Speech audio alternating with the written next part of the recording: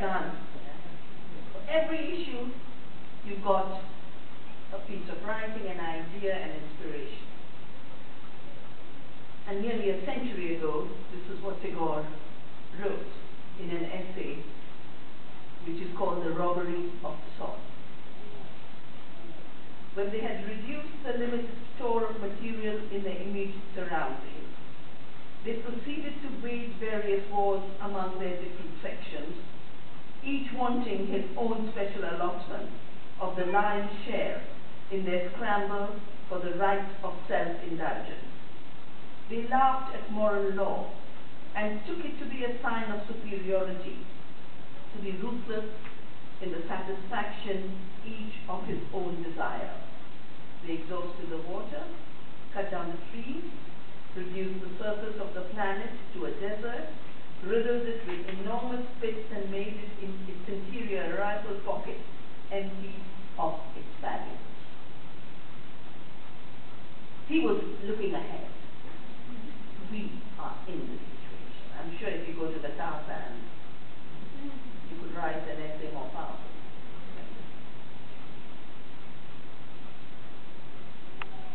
Humanity has been pitted at war against the planet, our Mother Earth. Everywhere where oil is being extracted, it's a war. The BP spill in the Gulf of Mexico. The site was a war site. And then there, of course, the real wars fought over oil. Iraq, Afghanistan, even Libya happens to be a country with oil. They had uprisings in Egypt, and they had uprisings in other countries, but no one bothered them. But Libya was different. Not just because of Gaddafi. It was simply because of the oil. And the consequences of an oil-based civilization create other wars. Climate change. It's not climate change. It's a war against the atmospheric commons. By putting too much pollution into the atmosphere so that the planet's amazing capacity to recycle is being destroyed. We've always exhausted carbon dioxide. The plants have always taken in that carbon dioxide and given us as a free gift the oxygen. Today we are putting too much carbon dioxide into the air by burning up fossil fuels. And when we run out of regular oil things, we go into the deep ocean moving, and we go to the last bit of sand to extract the tar. And we go into rocks to extract that one drop of gas through fracking. And one reason this can continue is because those who make the decisions, those who know they can make huge money out of these wars, are not consulting. They're not taking up a mission. A democracy is supposed to mean of the people, by the people, for the people. A rule of greed has allowed, on the one hand, the emergence of entities that are not people, but we give them the rights of human beings, the rights of the legal person, the corporation. We've allowed fictions to have higher rights. We've allowed construction that we've made to have bigger rights than real people and real living beings. But there are other reasons why these wars against the earth are accelerating so fast. One of them is the amazing human hubris that has blinded itself to the impacts of every action, and then also said, and we are not responsible. I just read in the paper this morning, and it's also mentioned yesterday when I was doing the interview at the CCC, that the big outcome of the business meeting that's taking place is to encourage Albertan farmers to adopt GMOs. It's the only way to be competitive. Now the first thing is, who said competition is a virtue? Farmers are being pitted against each other and country against country through the WTO arrangements, and they're competing each other to annihilation. The very idea of the canola that has taken over your prairies, Roundup resistant canola,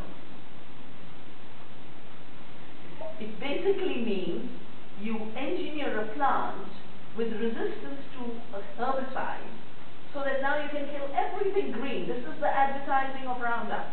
It kills everything green that it comes in contact with. So you make it, the plant resistant, so everything else goes.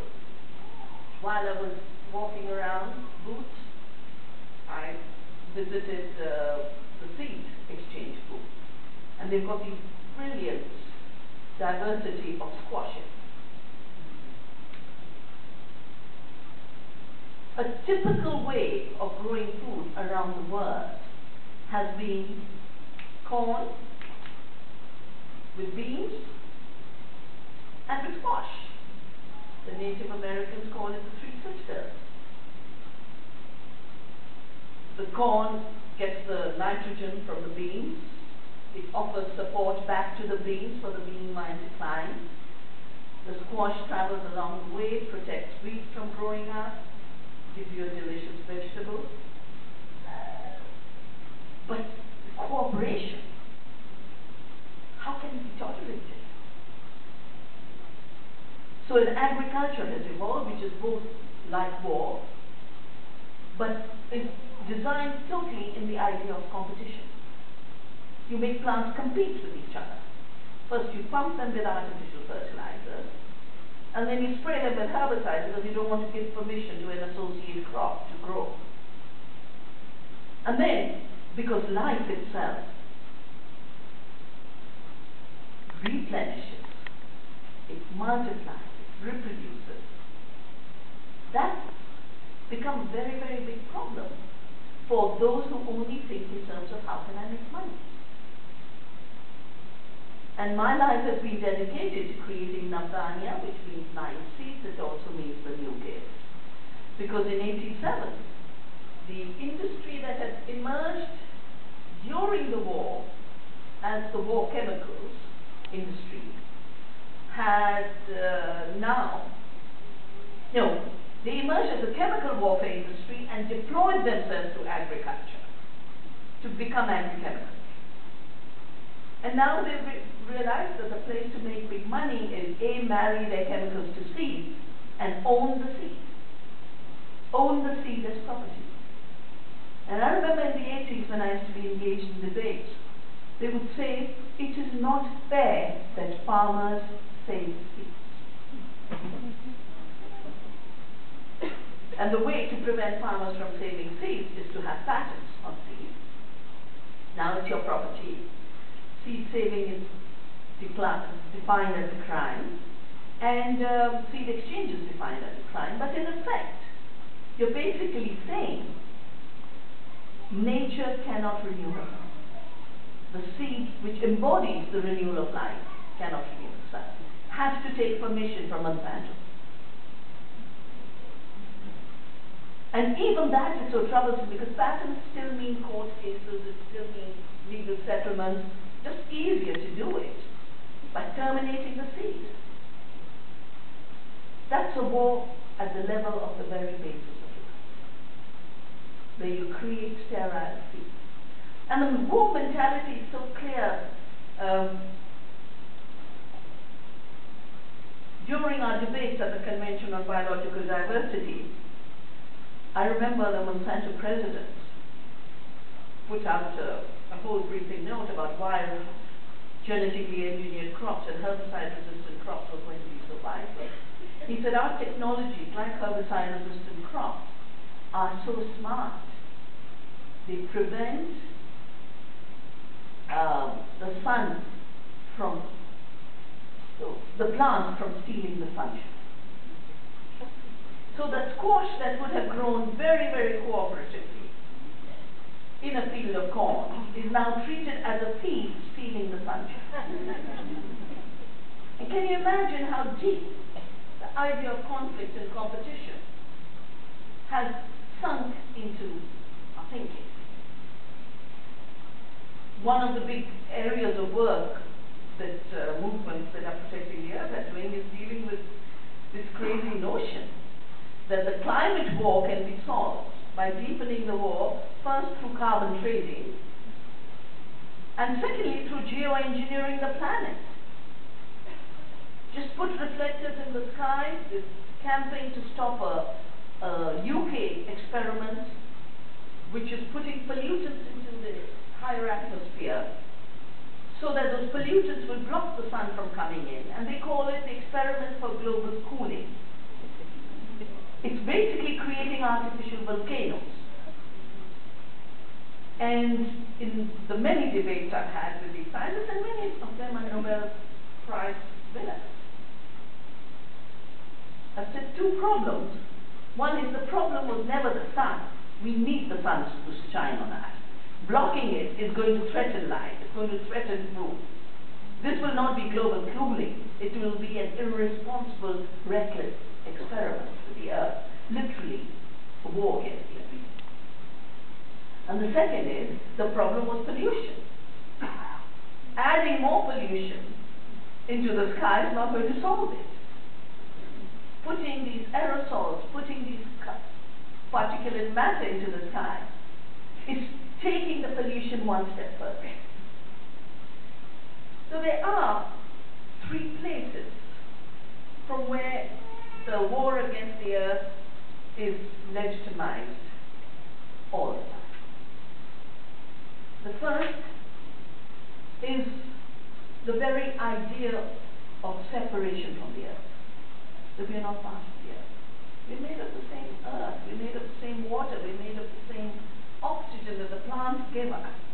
How can we have created an illusion to imagine we are not just outside the earth, but we are above, and can manipulate and exploit her limitlessly with no consequence? I have called this eco-apartheid. Apartheid was the idea in South Africa that people were separate because of their racism, and therefore you had to create a governance based on separation. Eco-apartheid is a planetary governance based on our separation from the earth and from nature. And once that convenient separation has taken place, it's extremely easy to say nature is dead. She's just inert matter. This is what the so-called scientific revolution was all about. The way to seek knowledge was to rape nature. That was Bacon. And Boyle wrote and said about the New England natives that the veneration in which they hold nature is an impediment to progress, to human progress. And that's the third place where we manipulate our own minds to legitimize violence against nature and against people. And that is to conveniently have allowed progress to be defined as the exploitation of the earth. I remember when, I didn't know there was something called development. The thing about being a physicist is you grow up very innocent. The world's populated with a few elementary particles.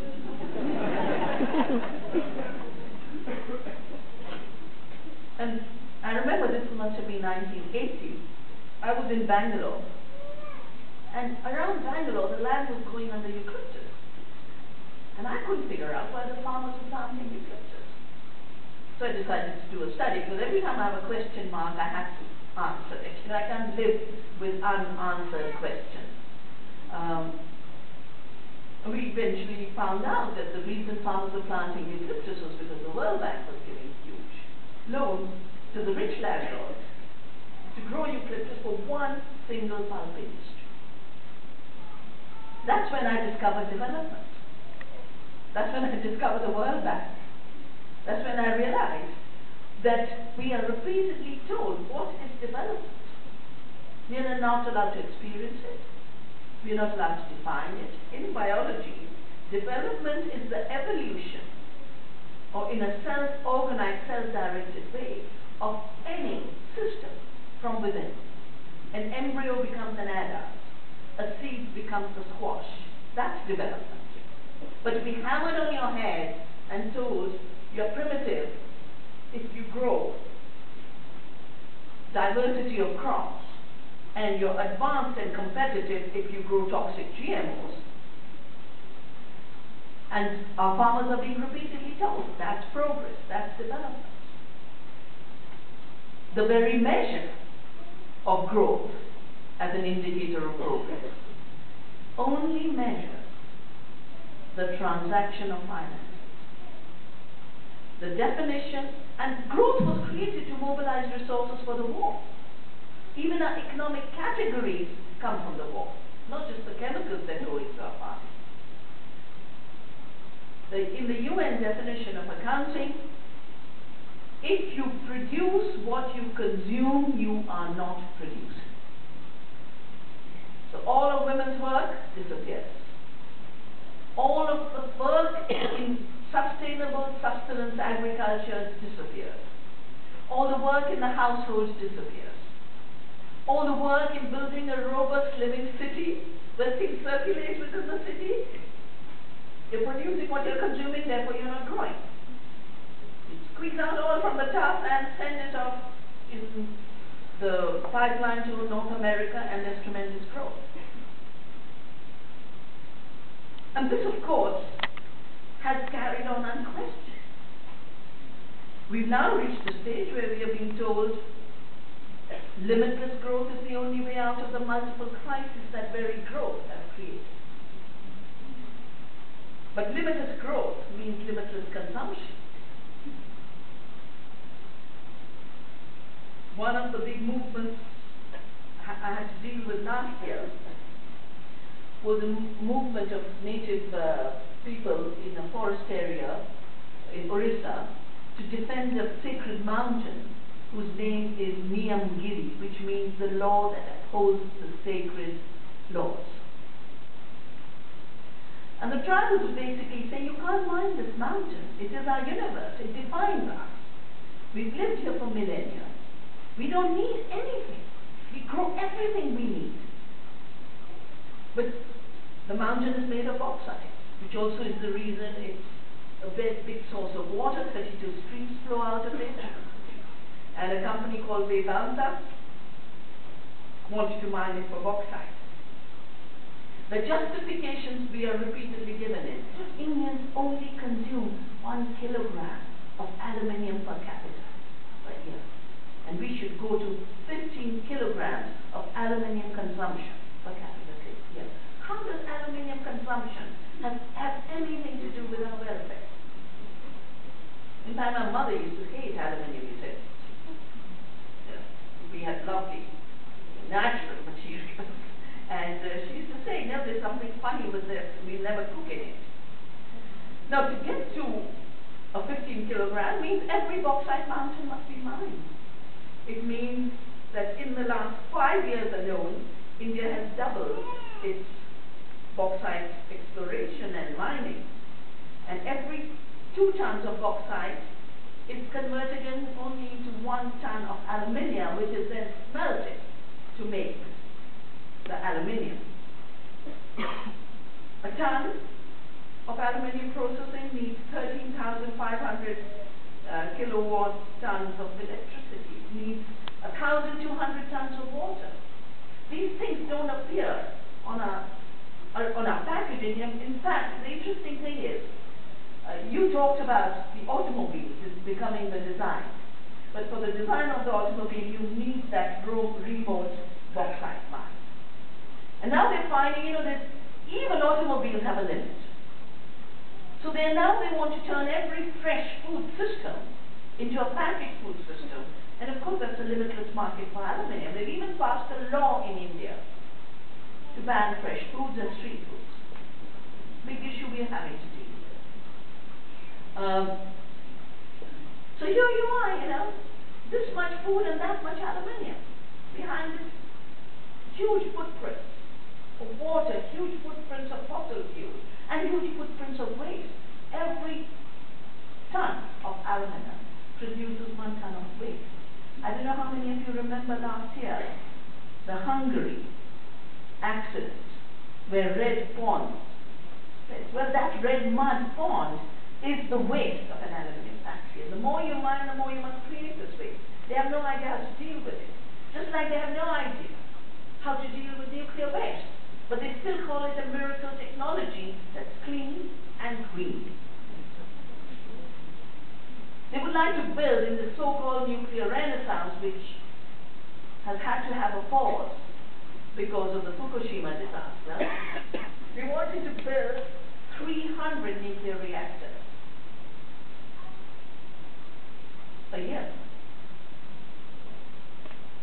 And as my friend Gatkani, who's also a physicist and left, become very active in the anti-nuclear movement in India.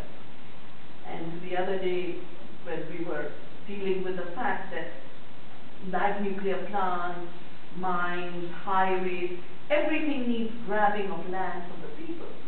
We're having a meeting on the crisis this is generating.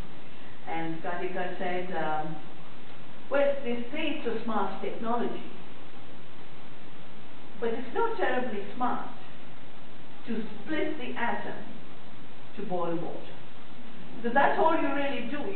You create the fission in order to create heat, to boil the water which will generate the steam which will generate electricity. You've got bullfrog, right? Yeah. You've got bullfrog here that shows us you don't need to go that way. The earth has given us much more wind, much more sun, and very limited uranium resources. And that's another element of this craziness. Why are we always chasing that thing which will run out and abandoning the potential of that which never will? So how do we get out of these traps, these multiple traps? How do we start making peace with nature? Beginning with our lives, with our thoughts. I think the first is we really have to change our thinking. We reintegrated everything we have separated, is what you said. We've got to start reintegrating. We've got to become conscious of our being part of the earth. It doesn't take too long, you know. The minute you become conscious of what you're eating, that it could harm you, and what's going to harm you, interestingly, has already harmed the earth. The same poisons that kill biodiversity, that kill soil organisms, also lead to cancer for human beings. The same bad food that impoverishes the richness of biodiversity creates deficient diets for human beings. We are part of the earth, and the more consciously we live as part of the earth, the more we make peace with her. Because any violation of the earth is violation against itself. We've got to become deeply aware that nature is alive. And so much of the new sciences are telling us that. When they tell us that genetic engineering is a new science, no, it's non-science. Because it's based on a totally false assumption of how nature works. First, they assume nature is fragmented, it's just atoms. And I don't know how many of you are aware, the idea of the gene was created long before a gene was found. And it was created from the concentration camps. The scientists who had been involved in the eugenics experiments migrated to North America and said we must now find biological determinism at a level where ordinary people can't understand. And they worked for 20 years on these atoms of biological determinism, which they call the gene, which then, of course, has led to a whole reductionist paradigm. But everything is interrelated. Just reading a paper sent to me about how we're constantly told the food we eat won't mix with our DNA. We're just finding new research. Every day there's new research. And we're releasing a new report on the 6th of October on the status of GMOs, the lies we have been told, and the reality of sustainability as the only path to give us enough food and safe food for all. But if we realize the earth is living, and we're just one strand in it, then we've got to recognize the rights of the earth. That's central to making peace with the earth. The worldview of competition that the Business Council wants to use to push GMOs as a solution for Alberta, that worldview of competition has pitted human rights against earth rights. But the reality is, the more we look after the earth, the more she gives to us. The more we take care of our rivers, the more water there is to drink. The more water there is for our fields. The more we nourish the soil, the more we nourish the biodiversity, the more abundance of food there is. All the data shows that a field with corn, beans and squash produces more food per unit acre than a field of GM corn. But they don't measure the diversity, because part of the war against the earth is to shut down the earth's potential, to shut down diversity. It is then to measure only one thing. I call this the disease of the monoculture of the mind, where you are unable to see diversity. But diversity is life. Diversity is freedom. Diversity is peace. We have to put this inability to deal with diversity behind us. And you know, for me, that what happened in Oslo with that young man who was so troubled by the fact that his society was becoming more diverse, that he was willing to kill his own brothers and sisters to send a message of intolerance. The earth's potential to produce abundance is where we have to align all our thinking, all our knowledge, all our technology. I find it very strange that technology is only viewed as technology if it kills. I remember, you know, when I was starting the sustainable agriculture movement, we started it from Gandhi's ashram in Sevagram.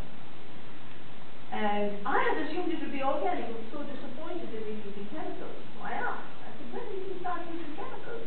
Gandhi would never do this. And the person looking after the ashram said, well, you know, we had a French scientist visit. And he said we were primitive in doing agriculture the way we were, and he'd teach us modern ways. And he sprayed pesticides, and the birds dropped dead. We were so impressed. I said, and you are in the Gandhi ashram? Death of birds is seen as an indicator of a sophisticated technology, when it should be seen as an indicator of war, a crude instrument that we should never have brought into our lives or into our food and farming system. We are at a very exciting moment, because while the war is intense, while the destruction surrounds us, everywhere, just look at this beautiful room and all the booths, the initiatives that are taking place, initiatives that show everything can be done in a different way. And agriculture can be done without chemicals and GMOs. Energy can be produced without tar sands and nuclear. Most importantly, I think what these booths are communicating is first that every idea is based on cooperation. On soil rehabilitation, cooperation with soil microorganisms. Everything is based on cooperation. And then, of course, you all here joining together to celebrate is also a cooperation. Competition is an idea of an impoverished mind, which leads to impoverished lives. Cooperation is the practice and thought of those who feel generosity in their hearts and realize that by sharing we increase what we have. I'd like to again end with a quote from de Gaulle, who said, "Now the problem before us is one of a single country, which is the earth." That's our country, where the races as individuals must find both their freedom of self-expression and their bonds of federation. They, to write mankind then, say humankind, must realize a unity wider in range, deeper in sentiment, stronger